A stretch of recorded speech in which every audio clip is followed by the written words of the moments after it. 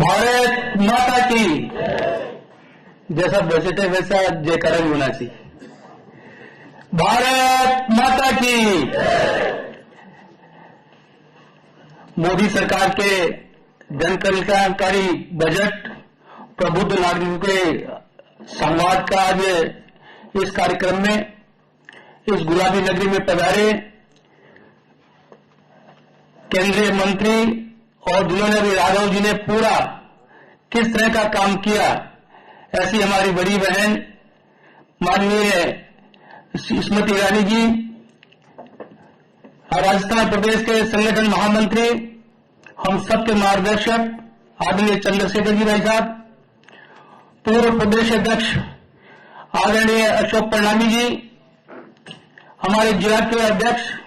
आदरणीय राघव जी, भारतीय जनता पार्टी के प्रदेश के उपाध्यक्ष आदरणीय अजयपाल सिंह जी, यहाँ की प्रथम महिला बहन सौम्या भूजल जी, सांगानेर से विधायक भाई अशोक लाहौटी जी, मालवीय के सम्मानीय विधायक भाई कालीचंद जी, विद्यानगर से विधायक आदरणीय नरपत सिंह जी, और मंच पर उपस्थित सभी बंधुगण और सामने विराजे हुए इस जयपुर शहर के प्रबुद्ध नागरिक बंधुओं, बहनें और उपस्थित कार्यकर्ता भाइयों बहनों, आत्मनिर्भर भारत की प्रेरणा लेकर और हमारे माननीय प्रधानमंत्री जी ने इस कोविड महाकाल में जिस तरह का जो बजट पेश करने का जो काम किया, आज सभी भारतवासी उसकी भूरी भूरी प्रशंसा करते हैं। और माननीय मंत्री महोदय जी को कहना चाहता हूं कि जिस प्रकार से जयपुर शहर में सभी जयपुरवासियों और प्रदेशवासियों ने और अभी आपके सम्मान में जिस तरह से प्रधानमंत्री जी इस बजट को, हमारे फाइनेंस मिनिस्टर निर्मला सीतारमण जी के इस बजट को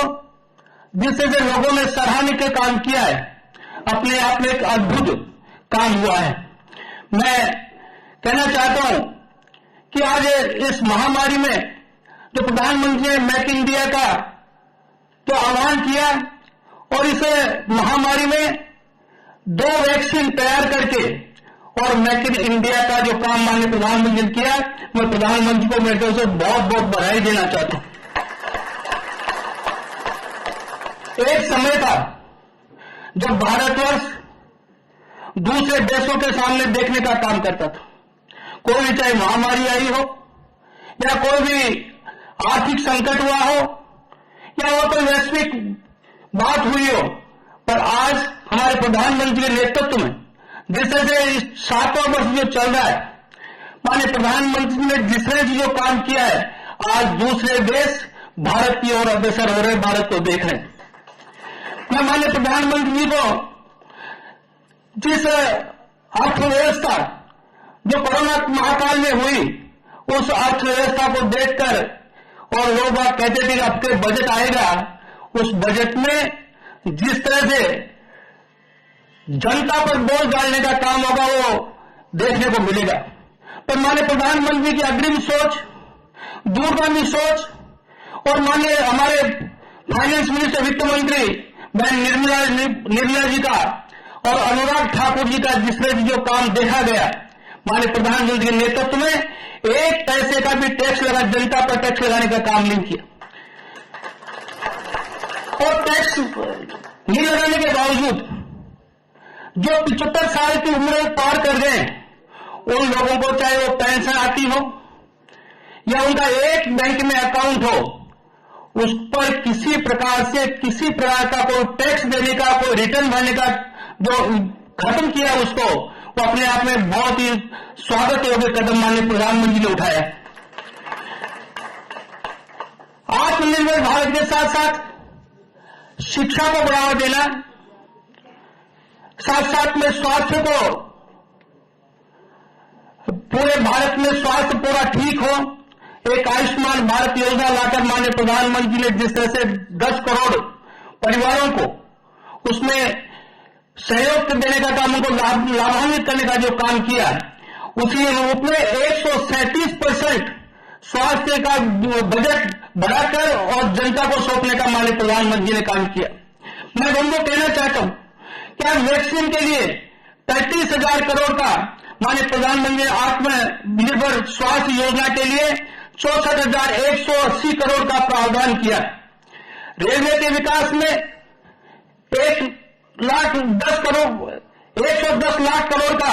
प्रावधान करके, और आपने देखा होगा कि दिल्ली से अहमदाबाद तक रेलवे लाइन पर इलेक्ट्रिफिकेशन नहीं था। आज प्रधानमंत्री के नेतृत्व में दिल्ली से लेकर अहमदाबाद तक इलेक्ट्रिफिकेशन हो गया। आज जयपुर से लेकर सवाई माधोपुर तक इलेक्ट्रिफिकेशन हो गया।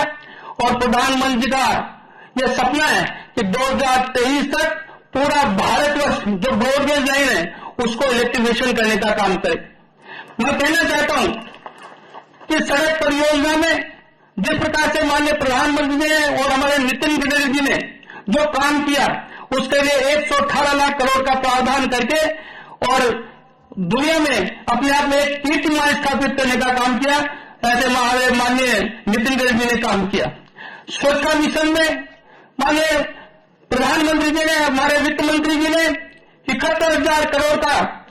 काम करके, प्रावधान करके और जनता को स्वच्छता का जो माननीय प्रधानमंत्री का एक ड्रीम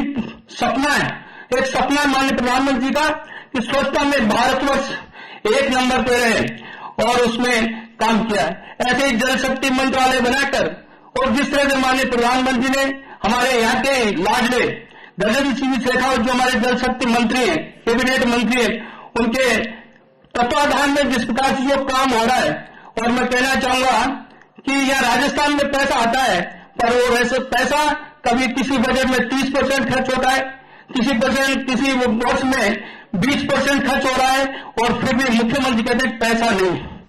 55 करोड़ रुपया बेतवार बजट में दिया पर आज उसका 30% खर्चा हुआ है, उसका पैसा यूपी में डंप पड़ा है। ऐसे ही हमारे राजस्थान की पंगु सरकार चल रही है।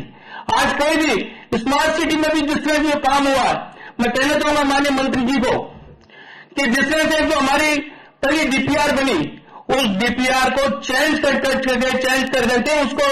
रोकने का काम किया है, तो ऐसे ही राजस्थान सरकार ने काम किया। अभी प्रेस में हमारे मीडिया बंधु पूछ रहे थे कि राहुल गांधी जी आ रहे हैं, तो हमारे माननीय मंत्री जी ने उनको जवाब दिया कि राहुल गांधी जी आ रहे हैं और 10 दिन कब पूरे में तो बता दीजिए। उन्होंने कहा कि युवाओं को 3500 रुपया पर मंथ देने की बात है, वो 35 रुपया कब देंगे वो राहुल गांधी जी पहले बता दो दे। अब आके क्या राजस्थान में नया सुबह देने वाले हैं। आज हमारा युवा, हमारा किसान किस प्रकार से जो दुखी है, युवा बेरोजगार हो रहा है, युवाओं को रोजगार नहीं मिल रहा है, और हमारे माननीय प्रधानमंत्री ने जिस तरह से आत्मनिर्भर बनाने की, भारत को आत्मनिर्भर बनाने की जो बात कही है, हर दृष्टि से माकूल, हर दृष्टि से वो अग्रिम प्रगति में होती जा रही है। मैं बंधुओं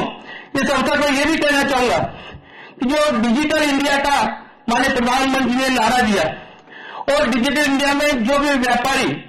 जो काम करते हैं, पहले 1 करोड़ तक की उनको रिटर्न देने की आवश्यकता नहीं थी, लेखा जोखा ऑडिट कराने की आवश्यकता नहीं थी, उसको 1 करोड़ से लेकर 5 करोड़ किया। और जो 95% डिजिटल पे काम करेंगे उनको 10 करोड़ तक का काम करने का माननीय प्रधानमंत्री ने काम किया है। एमएसएमई में जिस प्रकार से जो काम किया है, और कोरोना महाकाल में 20 लाख करोड़ की घोषणा करके, चाहे वो रेडी ठेले वालों का पीएम संविदा का काम हो, चाहे हमारे किसान सम्मान निधि को देने का काम हो, हर दृष्टि से माननीय प्रधानमंत्री ने काम किया। और दोनों आपने देखा होगा कि शेयर मार्केट आगामी दिनों को देखता है, और वो आगामी दिनों में क्या क्या अर्थव्यवस्था में बदलाव आने वाला है उसको देखता है, और 1 साल तक रियल एस्टेट को बढ़ावा देने का जो माननीय प्रधानमंत्री ने काम किया, आज शेयर मार्केट किस ऊंचाई पर छूता जा रहा है। मैं इस अवसर पर इतना ही कहना चाहूंगा कि हम सब माननीय स्मृति ईरानी जी को सुनने के लिए आए हैं, और आज मैं स्मृति ईरानी जी को कहना भी चाहूंगा कि जिस तरह माननीय प्रधानमंत्री का बजट का और माननीय हमारे वित्त मंत्री के बजट का राजस्थान की प्रदेश की जनता ने जो स्वीकार किया, उनको धन्यवाद दिया है। मैं कहना चाहूंगा कि आप प्रधानमंत्री को राजस्थान प्रदेश की ओर से आप भी प्रधानमंत्री को कहेंगे कि मैं राजस्थान गुलाबी नगरी में गई थी,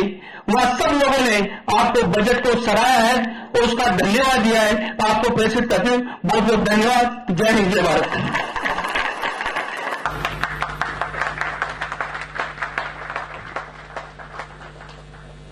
महिला मोर्चा की कार्यकर्ता अंजू मिश्रा जी व अन्य उनके साथ जो भी हैं वो आप आए, और मधु जी भी मैंने ध्यान नहीं दिया, प्लीज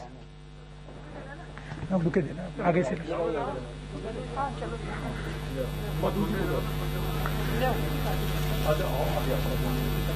हाँ जी,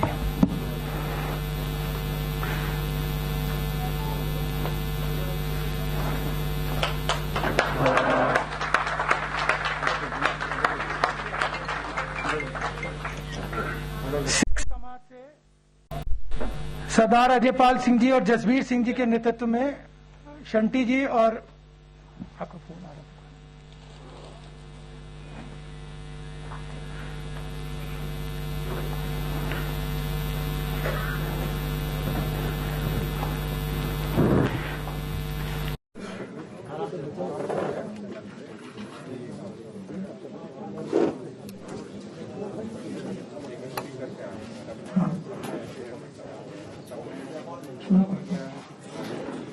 इसके पश्चात व्यापार मंडल से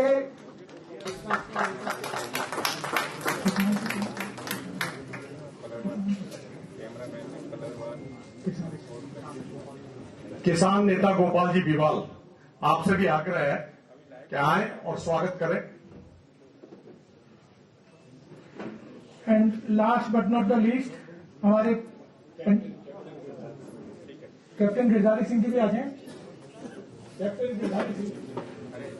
और अंत में पंजाबी समाज के हमारे राजस्थान के अध्यक्ष और व्यापार मंडल के जयपुर व्यापार मंडल के संरक्षक ये एक फुलकारी भेंट करेंगे पंजाब की, और अभी ये प्रदेश कार्य समिति सदस्य भी बने। ये पंजाब की फुलकारी स्पेशली पंजाब से लाई गई है।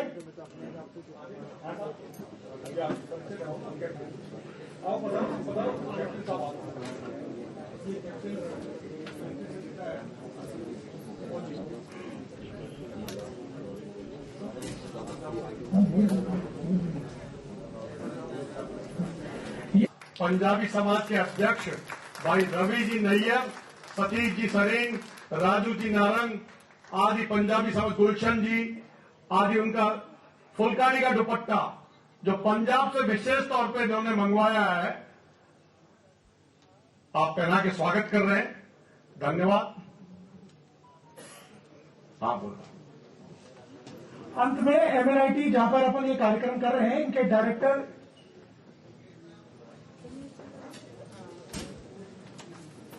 ठीक है।